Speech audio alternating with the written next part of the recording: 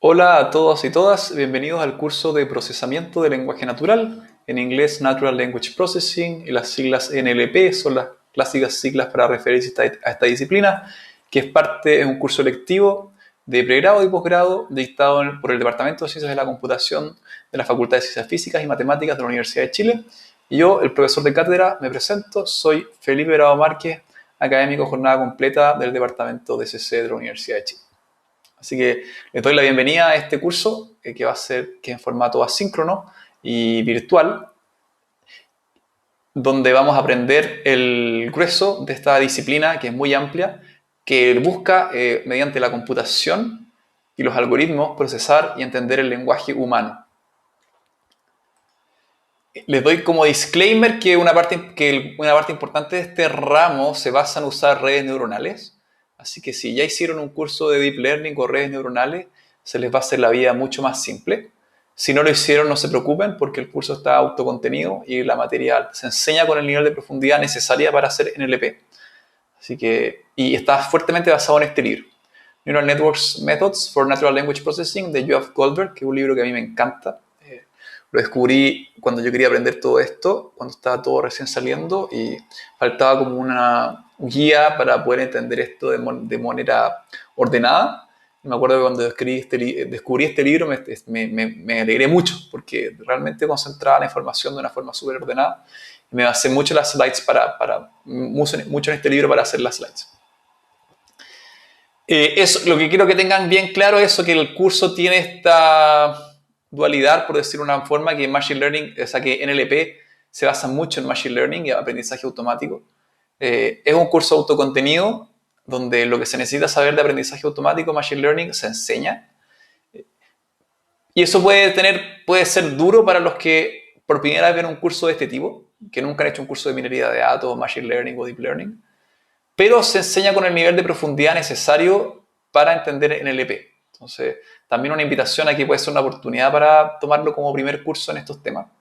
Y para los que ya saben, que ya hicieron un curso de Deep Learning o de aprendizaje automático más avanzado, tómalo como una oportunidad como reaprender ciertas cosas en el contexto del texto, que a veces la forma para poder usar los métodos tradicionales en el texto requiere hacer ciertas modificaciones que son bien interesantes. Así que espero que podamos coexistir gente de conocimientos avanzados y conocimientos más iniciales en un solo curso. Ese es el objetivo. Ya, el objetivo de este curso es convocar. Hablemos un poco entonces qué es NLP. Me voy a hablar siempre de NLP como Natural Language Processing.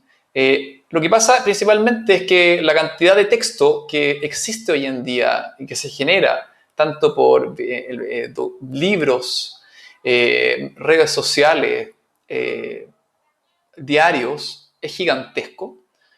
Y también la necesidad, tanto comercial como científica, de poder traducir, analizar, extraer información de manera automática de esto lluvia, gigantidiluvio de datos textuales es necesaria. Y NLP es la disciplina que viene a rescatarnos con eso, que nos trata de hacernos sentido del texto que está en una estructura bien particular que es el lenguaje humano, como nosotros hablamos. Entonces NLP es la disciplina que trata de diseñar métodos y algoritmos que tanto en su input como en su output van a producir estos datos que en el mundo de los datos se le llama datos no estructurados, que puede ser contradictorio en el lenguaje porque el lenguaje sí tiene una estructura. Pero la idea es que cualquier algoritmo que en su input o su output trabaje con texto humano o incluso con lenguaje humano, o sea, podría ser lenguaje hablado, cae dentro de la disciplina de NLP. Entonces, NLP se enfoca principalmente en diseñar y analizar algoritmos computacionales, o sea, la computación es una parte importante de este curso, y representaciones. Esto es súper interesante de representar, ¿no? Cómo yo llevo el texto a objetos que yo pueda trabajar algorítmicamente o matemáticamente.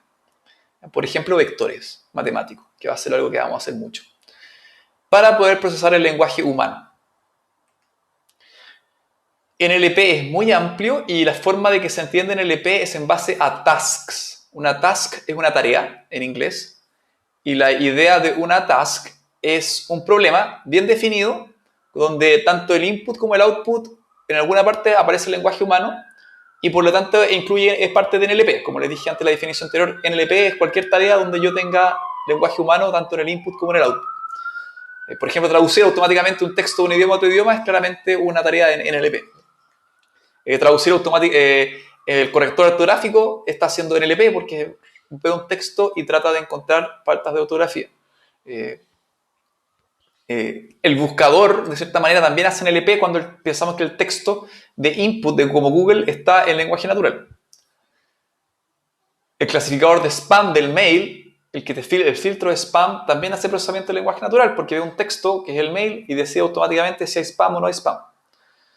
Entonces, una tarea importante en NLP que les doy como ejemplo se llama Name Entity Recognition, NER. ¿Cuál es la idea? Que yo recibo una oración, el input, es el lenguaje natural, y mi idea es identificar todas las entidades que son nombradas en el texto. ¿Ya? Y entidades generalmente son personas, lugares y organizaciones. ¿Ya? Entonces acá Michael Jordan is a professor at Berkeley. Aquí Michael Jordan no es el jugador de básquetbol, sino un profesor de Berkeley que es muy famoso en Machine Learning. Entonces aquí la idea de esta tarea es automáticamente detectar que en este pedazo del texto se está nombrando una persona y en este pedazo del texto se está nombrando un lugar, que sería la universidad de Berkeley. Acá se refiere a Berkeley como la locación, ¿no? Podría ser también la institución. Eso habla un poco de las ambigüedades del lenguaje que lo hacen tan desafiante. Aquí Berkeley puede ser dos cosas distintas, ¿no? La ciudad o la universidad. Y eso es los primeros grandes desafíos de NLP, es que el lenguaje humano es muy ambiguo.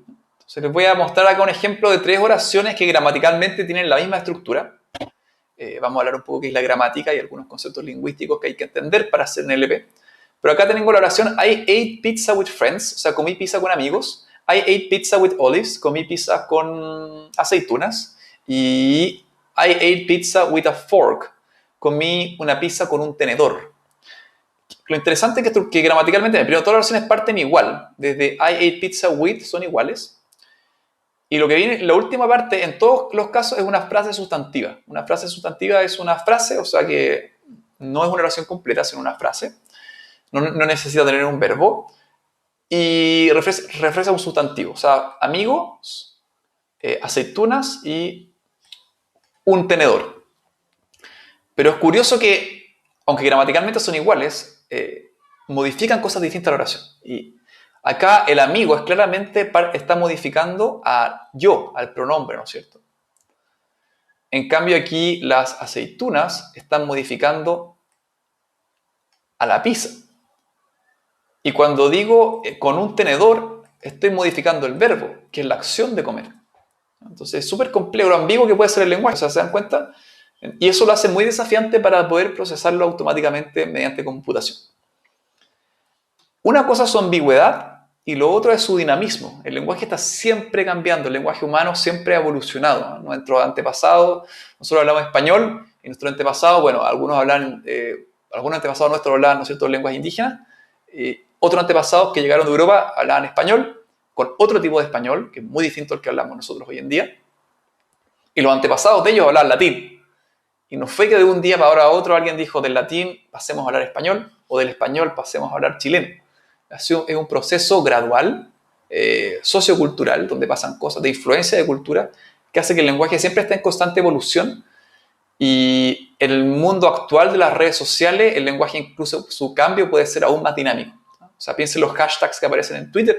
Un hashtag de hoy día puede que hace un mes nadie lo entienda, porque es muy contextual en las cosas que están pasando. Y eso lo hace muy complejo para trabajar computacionalmente. Entonces hablemos de las 2 disciplinas más famosas en computación que abarcan el lenguaje humano. Una es el lenguaje NLP, Natural Language Processing, y su primo, su hermano, que es la lingüística computacional, Computational Linguistics. Tienen muchas cosas en común, tienen algunas cosas en las que son diferentes, las voy a resumir ahora, ¿ya? Entonces en NLP nosotros nos enfocamos en desarrollar métodos para resolver problemas prácticos donde hay lenguaje humano. Estos problemas prácticos los vamos a llamar siempre en este curso como tasks, como una task, una tarea, ¿ya? O traducción automática es una task. Name Entity Recognition, que lo acabamos de ver, es otro tipo de task. Entonces ejemplos son Automatic Speech Recognition, como yo reconozco el habla automáticamente, o sea, de la voz yo reconozco texto. Machine Translation, cómo yo traduzco de un idioma a otro automáticamente. Information Extraction, ¿cuál es esta idea que yo tengo texto libre y quiero yo, por ejemplo, llenar una base de datos a partir de ese texto? Entonces tengo un texto, por ejemplo, de una persona que me dice el vuelo Boeing voló de Arica a Santiago a tal hora, y yo a partir de esos textos quiero llenar automáticamente la tabla. Son cosas que en los mundos de los negocios, el sector público, aparecen todo el día. Muchos problemas, el mundo legal, el mundo médico, siempre hay siempre hay datos en texto libre, y es el desafío del NLP, del ingeniero de NLP, cómo automáticamente extraer esa información. Así que, para que vean que este es un ramo que realmente tiene muchas aplicaciones en la vida real. Entonces, NLP muy enfocado, es muy ingenieril, por decirlo así, es muy ingenieril. Hay un problema de ingeniería de cómo yo construyo un sistema que resuelve una tarea súper determinada y clara. Mientras que Computational Linguistics está mucho más asociado con la lingüística, que es la disciplina, la ciencia o la disciplina que trata de entender el lenguaje humano. Y la Computational Linguistics trata de entenderlo usando computación.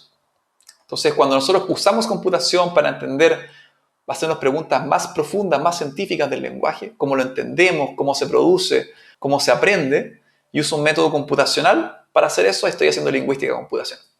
Por ejemplo, los lingüistas que ven los tipos de idiomas, de lenguas, si quieren saber si una lengua es pariente de otra o desciende de una lengua ancestral común, puede apoyarse en modelos estadísticos computacionales para hacer ese tipo de estudio.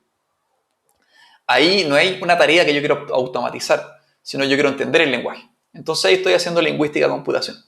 Entonces es súper útil tener la distinción entre estas dos cosas clara. Entonces sigamos con la diferencia entre NLP y la lingüística computacional. Muchas como de los encuentros científicos anuales importantes en NLP tienen nombres por tradición en lingüística computacional, porque se fundaron en la lingüística computacional y han evolucionado a hacer o incorporado esta visión más ingenieril que es NLP. Entonces hay congresos como ACL, que es el más grande en NLP y lingüística computacional, que es una vez al año donde se presentan los grandes papers que definen hacia dónde va el área. Tienen las dos cosas. Entonces uno podría pensar que son sinónimos, y claramente hay un traslape entre estas dos cosas, pero hay definitivamente, como lo decía anteriormente, una diferencia en el enfoque. La lingüística computacional es esencialmente lingüística donde usamos métodos computacionales. Muy similar como cualquier disciplina que uno le pone el término computacional, con estadística computacional, biología computacional, astronomía computacional. Es básicamente como esta subdisciplina que se apoya en la computación. Pero el objeto de estudio es el lenguaje. Cuando estamos en la lingüística computacional, lo que me interesa es el lenguaje humano. En cambio, en NLP, como les decía, se enfoca en resolver estas tareas muy bien definidas, muy acotadas, traducción automática, súper bien definida. El input es texto en idioma A, el output es texto en idioma B. Query answering, por ejemplo, es la idea de responder preguntas. ¿Quién descubrió América? Cristóbal Colón. Un chatbot, hacer conversaciones. ¿Cuál es el input? Una pregunta, un pedazo de conversación, automáticamente responder una pregunta a eso del texto. Hay una relación muy fuerte entre la lingüística y la NLP. Y es claro que saber ciertos conceptos lingüísticos puede ser de mucha ayuda para resolver estas tareas. Pero el éxito se va a medir definitivamente en yo cómo resuelvo la tarea, no en el fundamento lingüístico de mi método. O sea, en NLP, si mi método, en base a alguna métrica de evaluación, que eso es algo que nos va a importar mucho, cada task tiene una métrica de cómo se mide el éxito en resolver esa tarea. ¿Ya? Por ejemplo, en Machine Translation hay una métrica en que uno compara la traducción que yo hice con la traducción que hubiese hecho un humano y ve cuántas palabras y frases tengo en común, y eso calcula un puntaje. Ese puntaje es una métrica, y cómo uno mide qué tan bueno es un traductor es principalmente en base a estas métricas.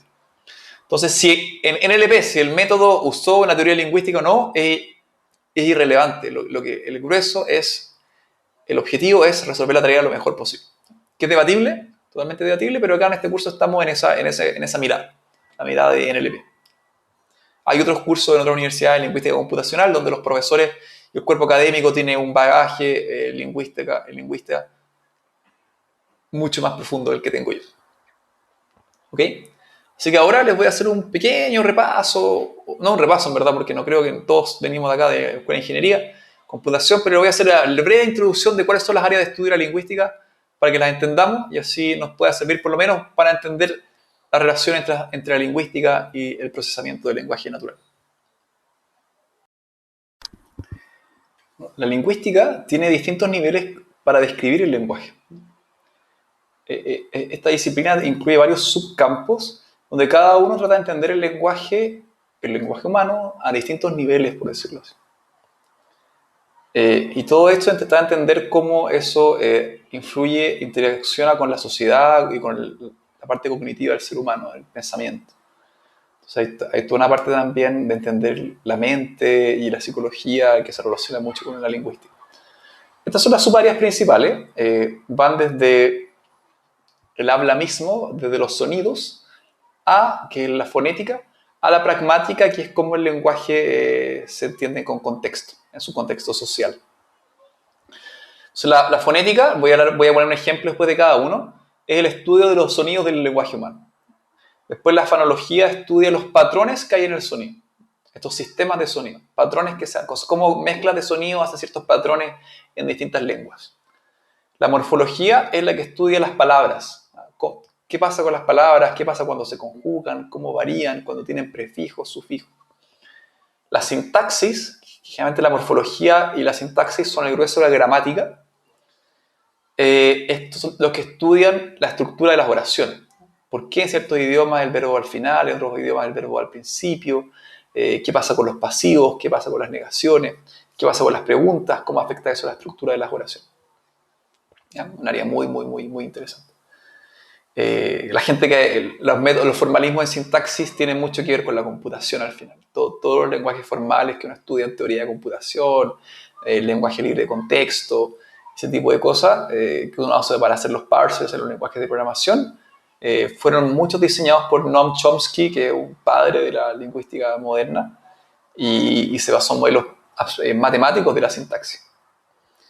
La semántica es la que estudia el significado de las cosas, el significado de las oraciones, de las palabras. Esa es la semántica. Y la pragmática es la que entiende el significado de las oraciones o de las conversaciones en el contexto de un objetivo comunicacional, ¿no? Dar una orden, hacer un chiste o más allá. Incluso eso va más allá, pero ya va más allá de la semántica, son pragmáticos. Entonces, vamos a la fonética. La fonética trata de estudiar los sonidos del lenguaje. Va de incluso la parte biológica, la parte de cuáles son los órganos del cuerpo que producen sonidos, como la boca, la garganta, la nariz, los labios. Por ejemplo, voy a dar las cosas súper simples, la diferencia entre las vocales y las consonantes, ¿no es cierto? Nosotros sabemos que para hablar una vocal, por ejemplo, A, E, I, O, U, en otros idiomas hay otros vocales, U y cosas así, que hay en francés, alemán. Nosotros siempre dejamos el canal completo que fluya, ¿no es cierto? Nosotros no podemos decir una vocal cerrando la boca, ¿no? No funciona. Mientras que las consonantes, sí, las consonantes la M, por ejemplo, la puedo hacer con la boca cerrada. Todo eso se estudia en la fonética. Y eso hay un alfabeto universal de fonética que se llama el IPA, International Phonetic Alphabet, y es lo clásico que uno ve en los diccionarios, que aparece cómo se pronuncian las palabras. Entonces eso ha sido un logro súper importante de la fonética, poder estandarizar todos los patrones de sonidos que pueden hacer en todas las lenguas que hay en el mundo, que se pueden pronunciar, y tener un sistema fonético, alfabeto fonético universal. Pero la fonética, ¿por qué es tan importante? Por ejemplo, nuestra escritura es fonética. Entonces, para nosotros es muy fácil en el español aprender a pronunciar cuando leemos palabras nuevas porque sabemos las reglas. No todas las escrituras son fonéticas. Hay escrituras que son basadas en símbolos, porque hay muchos símbolos. Y hace mucho más difícil la escritura. La fonología se construye a partir de la fonética, pero estudia patrones de sonidos.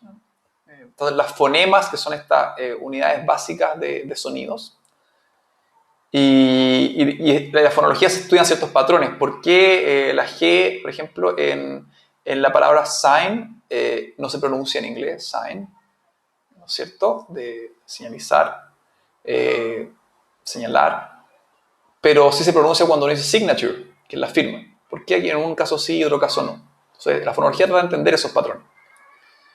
¿Por qué se pronuncian en ciertos idiomas cosas distintas según las variaciones regionales? ¿Por qué en el inglés americano se dice agua, water, y en inglés británico se dice water? Que es una R totalmente distinta, es como water, como una A. Si ustedes escuchan series británicas, comparan la BBC con CNN, van a notar esas diferencias. En el español es lo mismo, en nuestra lengua, ¿no es cierto? La Z se pronuncia muy distinta en España que en Latinoamérica. El sonido de la doble L en Argentina se pronuncia muy distinto a como se pronuncia en Chile. Entonces, eso es el estudio de la fonología, esos patrones. Acá les dejé un link que intenta de explicar mejor la diferencia entre la fonética y la fonología. Pasando ya, dejando de lado el mundo de los sonidos y pasando ya al texto, la morfología estudia la estructura de las palabras. Estudia como la gramática dentro de las palabras. Entonces, un morfema es el término para la unidad lingüística más corta, más pequeña. Entonces, por ejemplo, morfología, que es la ciencia, se separa en morph y ology, en dos morfemas. Y el segundo le da algo como es la ciencia de ología. Entonces, es interesante cómo en ciertos idiomas uno puede combinar palabras y morfemas y armar palabras que tienen su propia estructura interna. Por ejemplo, la morfología derivacional es el proceso de que yo formo palabras nuevas a partir de una existente agregándole prefijo o sufijo. Por ejemplo, acá tengo en inglés la revitalization.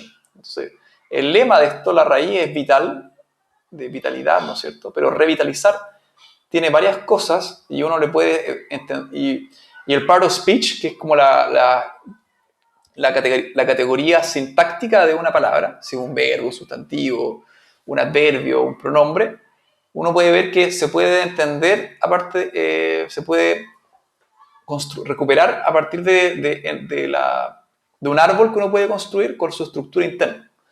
Ya uno puede ser que vital es un adjetivo, vitalize tiene que ver con un verbo, re viene también, lo dejan verbo, pero cuando uno le pone noun, al final Asian te lo convierte en un sustantivo. Entonces, por ejemplo, en inglés, generalmente el sufijo define la categoría sintáctica, que llamamos el part of speech. Eso es la morfología, la derivacional, y también está la inflexión. La inflexión es cuando una misma palabra uno la conjuga, por ejemplo. Por ejemplo, en el español nosotros tenemos que estas palabras tienen género, ¿no es cierto? Bonito, bonita, ¿no es cierto? Ahí tenemos adjetivos que tienen género, en otros idiomas no. Eso es parte de la morfología. Los tiempos verbales, por ejemplo, en el español uno sabe que jugando es un gerundio, jugaba es un pasado, etc. Jugué es otro pasado. Eso es morfología. La sintaxis, que es un área interesantísima y interesantísima también para NLP, es entender cómo las oraciones se construyen, cuáles son las partes de una oración y la estructura que estas oraciones y frases tienen. Entonces, lo más clásico es construir un árbol sintáctico, un parse tree, donde uno ve la estructura de una oración. Acá tenemos the cat chased the dog, el gato persiguió al perro. Y acá, por ejemplo, tengo una the, es un determiner, que es un artículo en español. El determiner es una clase que se usa en inglés para este tipo de palabras. Noun es un sustantivo, perro. Chased es un verbo.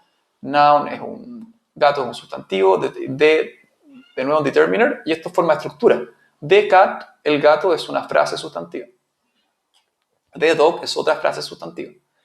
Chase the dog es una frase verbal, que sería el predicado de la oración, ¿no es cierto? Y este sería el sujeto de la oración. Y este tipo de cosas me ayuda, cuando yo construyo estos árboles sintácticos, puedo responder preguntas como ¿quién le hizo qué a quién? Who did what to whom? Y eso tiene mucho que ver también, ayuda, la sintáctica tiene relación con la semántica que viene ahora, porque entender esta estructura nos puede ayudar a entender qué es lo que pasa y qué es lo que se dice en una oración. Después de la sintáctica viene la semántica. La semántica ya es el significado de las cosas. Entonces, la semántica estudia, y la computación va a mover modelos ahora, como los word embeddings, que realmente tratan de capturar la semántica automáticamente de las palabras. El significado de las palabras, frases y oraciones. Por ejemplo, algo que se estudia en semántica son los roles semánticos. Entonces, entender el rol que juega una entidad en una oración. Hay un montón de roles semánticos. Estos son temas profundos que yo los domino muy superficialmente. Pero ejemplos son, por ejemplo, el agente, que ejemplo la entidad que hace una acción en la oración. El tema es la entidad involucrada en la acción y el instrumento es la entidad a la cual el agente le hace la acción. Perdón, el instrumento es otra entidad usada por el agente para hacer su acción. So, the boy cut the rope with a razor. El niño cortó la cuerda con un cuchillo. Entonces aquí tengo el agente, tengo el tema y tengo el instrumento. Esa es una forma de estudiar la semántica a nivel oración, con los roles semánticos. A nivel de palabra también hay que es el léxico, también hay relaciones semánticas. Por ejemplo, están los sinónimos, es una palabra, ¿no es cierto? Esconder y conceal es otra palabra, un sinónimo de esconder en inglés. Antonimia, ¿no es cierto? Algo que sea profundo y algo que sea superficial. O hiponimia, cuando algo es subtipo de otra cosa. Perro es un subtipo de animal. ¿Ya? Y esta teoría de tipos, que también nos interesa harto en la computación, ahí se ve que la lingüística y la computación tienen muchas cosas en común. Esa es la semántica. Y hay recursos súper bonitos que tienen todas estas cosas. En inglés, lo vamos a ver más adelante en un ramo que se llama WordNet, que es una base de datos léxica que tiene todo el lenguaje inglés, todas las relaciones de palabras según esto, y forma un grafo. Y ese grafo uno lo puede usar después para hacer modelos de NLP. Y la pragmática va un nivel más allá y trata de entender cómo el contexto influye el significado en ciertas situaciones. Pensemos, por ejemplo, la oración hace frío aquí. Si estoy en una pieza con alguien y está la ventana abierta y digo, oye, que hace frío acá, chuta, que hace frío acá. Claramente estoy pidiendo de una forma súper educada, por decirlo así, que la persona al lado cierre la ventana. ¿Ya? O típico una llave por teléfono, ¿no? Aló, ¿estará Pedro? Perfectamente la persona te podría decir sí está, ¿no? Pero en verdad uno está pensando que hay algo pragmático, que uno sabe que esa pregunta tiene una acción, ¿no? Como, ¿puedes pasarme la sal? Uno sabe que en verdad no estoy diciendo pásame la sal, porque eso sería un imperativo, sería tal vez poco educado. Entonces usamos este tipo de expresiones más figurativas que permiten lograr cosas y para entenderlas bien requiere pragmática. Si uno fuera directamente semántico, esto significa esto, hago esto, socialmente sería una persona bien desadaptada, ¿no? Y eso es el grueso de lo que es la lingüística en 5 minutos. Es una disciplina muy seria, hay carreras en esto, posgrados en esto, y hay que uno cuando hace un LP tiene que tenerle mucho respeto a la lingüística. Siempre sabe declararse ignorante en muchos temas y idealmente hacer una investigación, preguntar y el trabajo interdisciplinario es súper valorado. Eso con la lingüística, entonces con eso terminamos como la primera parte de esta clase y vamos a seguir ahora a entender cómo yo computacionalmente puedo tocar estas cosas y vamos a hablar un poco del rol que tiene Machine Learning, el aprendizaje automático en NLP.